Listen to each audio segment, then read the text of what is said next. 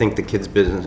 We never call it the kids' business because they're actors. They're young, but I think the young talent business has changed as much as any segment in the industry in the last 5 years. Like every segment in the industry has changed in the last 5 years, and right now it seems to be even an accelerated pace of change. I guess today we'll talk about some of those changes, but it's changed drastically, mostly because of the success in the commerce.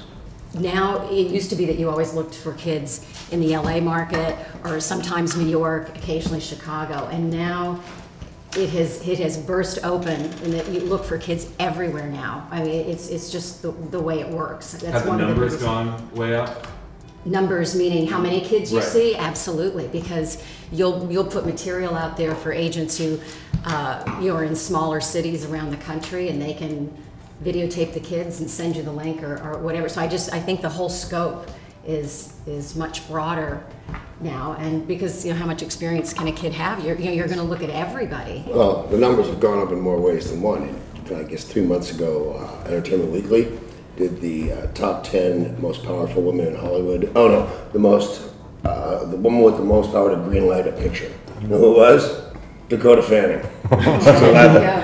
Okay, and she's got the most power to greenlight a picture. So those numbers, she made $9 million for that picture too, by the way. So those numbers have changed dramatically. I got paid $490 a week for the Partridge Family, 26 weeks a year, 4 years, no residual. So you can imagine when people think, well, they're on TV, they sign autographs, they must be rich and famous. If it didn't happen after, I don't really know, 80 something or by a certain year when there were union rules and changes in the rules, the kids did not fare very well financially.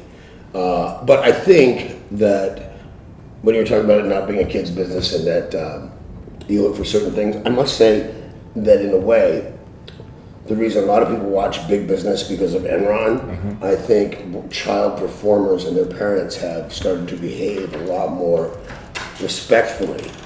Because Todd Bridges and I ran around shooting at a couple people. And I think they said, hey, there might be something wrong with putting kids in access to this money and these parties and this and that. And everybody was pretty, Todd and I used Todd, who has been clean and sober and a counselor, as a matter of fact, for 12 or 13 years now. I use him and I use myself as a cautionary tale. And it worked very well. And then Lindsay Lohan came along and ruined everything. But I'm dead serious. You'll see children today realize, I'm in a real business. I need to pay my respects to my adults. I need to be on time. I need to know my lines and not bump into the furniture. So I think one of the things about the kids in movies and television is that they have improved not only as actors, but as people who realize they are in business, and as commodities who also realize they can be replaced. Oh, go ahead. I'm sorry, I was just going to say, do you think there's a greater support system around these kids now than there were perhaps when you were growing up? Well, it depends because, the squeaky wheel gets the grease. So you'll hear that one of the Lohan girls is a complete train wreck. So what do? They give her mother, who's a worse train wreck, a television show. So that's what you want to watch. You want to watch their train wreck. And thank God, because I made my last big chunk of money being a train wreck.